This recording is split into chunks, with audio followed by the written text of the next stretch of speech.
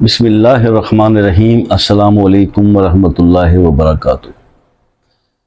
دوستو، امیر ہونے کے لیے یا مالدار ہونے کے لیے سورہ طلاق کی 2 آیات کا زبردست وظیفہ۔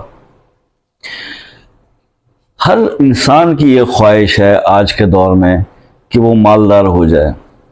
مالدار ہونے کے لیے صرف وظائف پڑھنے کی ضرورت نہیں، اپنے اپنے طور پہ ہر کوئی ایفرٹس بھی کر رہا ہوتا ہے، مختلف کام کر رہے ہوتے ہیں، رزق روزی کے لیے مختلف معاملات چل رہے ہوتے ہیں۔ لیکن ہوتا کیا ہے کہ ہماری محنت کے ساتھ جب تک اللہ کی مدد شامل حال نہیں ہوتی، کامیابی نصیب نہیں ہوتی، رزق کے معاملات چل نہیں پا رہے ہوتے، بہتر انداز میں رن نہیں کر پا رہا ہوتا بزنس، تو ایسی صورت میں ہم کیا کریں؟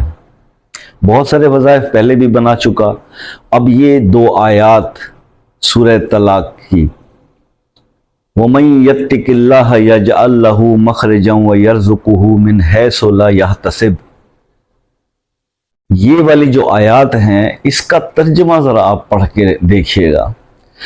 اس کا عمل شروع کرنے سے پہلے میں آپ سے ریکویسٹ کروں گا کہ آپ ان آیات کا ٹرانسلیشن جو ہے اس پہ توجہ کیجئے گا کہ اللہ پاک ان آیات میں کیا فرما رہے ہیں۔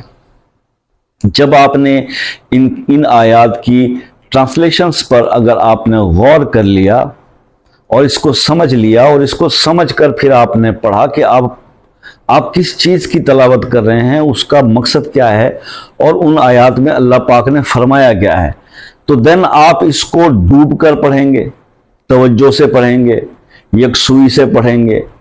اور جب اس طرح سے آپ اس کو پڑھیں گے تو بھیا یہ چیز میں آپ کو بتا دوں کہ جس نے بھی ان آیات کے اوپر عمل کیا، عمل تو میں نے بتایا 21 دن کا، لیکن جن لوگوں نے اب تک میرے کہنے پہ کیا، پھر وہ لائف ٹائم انہوں نے اس چیز کو اپنا ورد بنا لیا، اپنی لائف کا حصہ بنا لیا کہ وہ سورۃ طلاق کی ان 2 آیات کی تلاوت کو اب چھوڑنا گوارا ہی نہیں کرتے۔ اتنا کچھ میرے رب نے ان لوگوں کو عطا کیا۔ ان سب لوگوں میں خود بھی شامل ہوں۔ اب بات یہ آتی ہے کہ حضور جب اس آیت کے اندر بیسیکلی ہم اپنے توکل کو سٹرونگ کر رہے ہیں کہ اللہ پاک پر جو لوگ توکل کرتے ہیں اور بھروسہ سٹرونگلی کرتے ہیں نا، تو پھر اللہ تعالیٰ ان کو ایسی جگہوں سے عطا فرماتا ہے جہاں ان کا گمان بھی نہیں ہوتا۔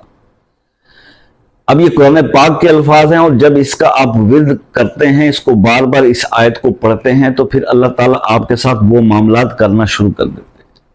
اللہ کی مدد آپ کے کاموں میں شامل حال ہو جاتی ہے۔ میں نے ابھی اس آیت مبارکہ کی تلاوت کی اور آپ نے سنا ہوگا کہ اس کا سٹارٹ جو ہے وہ لفظ واو سے ہو رہا ہے، تو میرے بتائے ہوئے تو عمل ایسے ہی ہوتے ہیں، اور میں سب کو بتا ہی دیتا ہوں کہ جناب اب واو سے شروع ہو رہا ہے تو بادی مزاج کا وظیفہ ہے، تو انہی لوگوں کو سوٹ کرے گا جو اس مزاج کے ہیں، اور وہ کون ہیں، کس کو سوٹ کرے گا نہیں کرے گا، تو یہ آپ کمنٹس میں اپنا نام لکھیے، انشاءاللہ میں ایک کمنٹ کا جواب دیتا ہوں، بتاؤں گا۔ اور اگر یہ آپ کے مزاج کا وظیفہ ہے اور آپ اسے کر لیتے ہیں تو پھر بھیا جی آنکھیں بند کر کے اس پہ یقین رکھیے کہ کامیابی یقینی ہے۔ آپ کو جس مقصد کے لیے آپ پڑھ رہے ہیں وہ برسات جو ہے، وہ رحمتوں کی، وہ بارش جو ہے، وہ رزق کی، وہ اس میں ہوگی، اس وظیفے کے اسی پیریڈ کے اندر ہوگی۔ لیکن بات وہی ہے کہ آپ کا یقین کامل ہو، آپ سمجھ کے کر رہے ہوں اور آپ کے مزاج کو سوٹ کر رہا ہو۔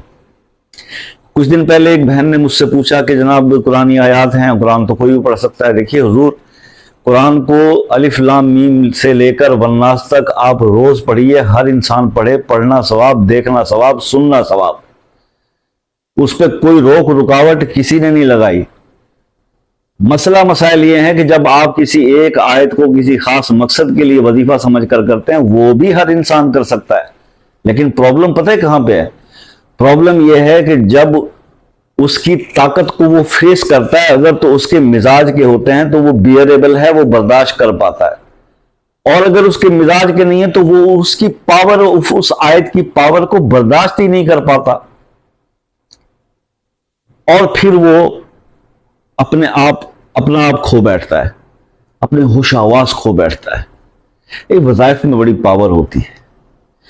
قرآن کے بارے میں جب اللہ تعالیٰ نے فرما دیا کہ میں اس کو اگر پہاڑوں پر نازل کرتا تو پہاڑ اس کی ہیبت سے ریزہ ریزہ ہو جاتے، تو پھر یہ تو آپ سوچئے نا کہ ان آیات کا کتنا جو ہے وہ جوش ہے اور کتنا اس کا وزن ہے اور کتنی اس کی طاقت ہے، اور آپ اس طاقت کو جو ہے استعمال کرنا چاہتے ہیں اپنے مقاصد کے لیے. جب اس کو پڑھتے ہیں تو وہ پاورز جب آپ کے پاس آتی ہیں اس کو بیئر کرنے کے لیے آپ کا تقویٰ بھی تو اتنا مضبوط ہونا چاہیے، آپ کا ایمان بھی تو اتنا سٹرونگ ہونا چاہیے.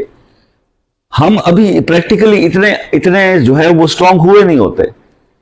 جو انسان 5 وقت کے نمازی ہیں عرصہ دراز سے، جو تہجد گزار ہیں، وہ آنکھیں بند کر کے کسی بھی آیت کو کبھی بھی جہاں پڑھ لیں ان کو رزلٹ ملتے ہیں بھیا. پرابلم تو آپ کے میرے جیسے لوگوں میں ہے نا، جو یہ شکوے کرتے نظر آتے ہیں کہ جناب عمریں گزر گئیں، سر سفید ہو گیا، بال سفید ہو گئے، مگر آج تک کسی وظیفے نے فائدہ نہیں دیا. بہت ویڈیوز دیکھی، بڑی کتابیں پڑھی، بہت وظائف کیے. ان لوگوں کے لیے یہ پرابلم ہے جس کا سولوشن میں اب ہر ویڈیو میں بتانے لگ گیا.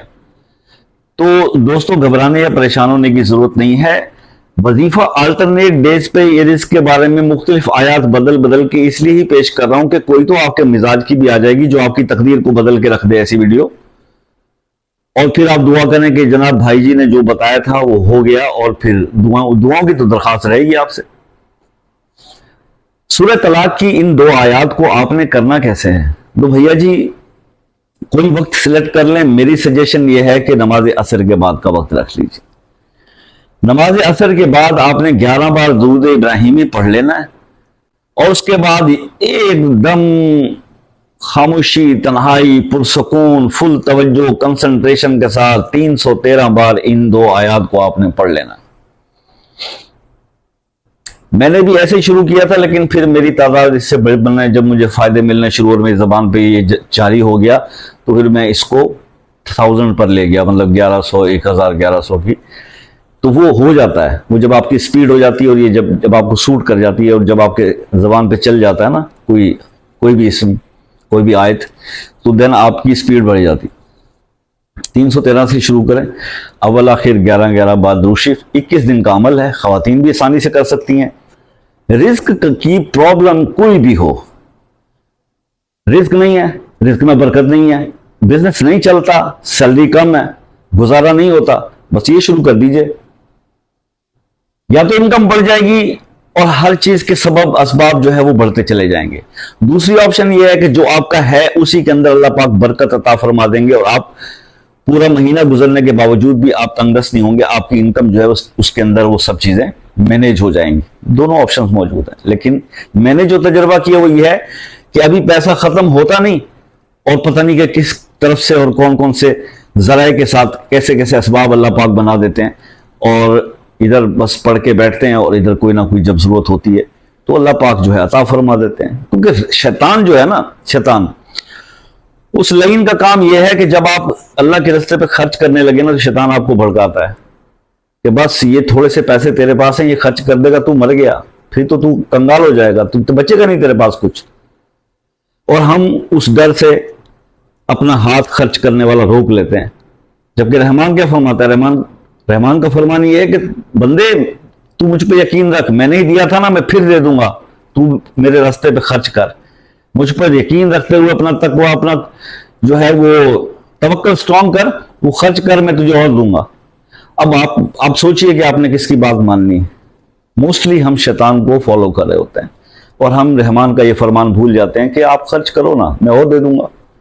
جن لوگوں کا یہ بلیو سٹرونگ ہے وہ یہ نہیں سوچتے کہ ابھی کیا کرنا ہے، وہ کہتے ہیں کل کا اللہ مالک ہے، آج اچھا گزارو. اللہ تعالیٰ آپ سب کے مسائل کو حل فرمائے. مجھے دعاؤں میں یاد رکھیے گا. ملتے ہیں نیکسٹ ویڈیو میں، تب تک کے لیے اللہ حافظ.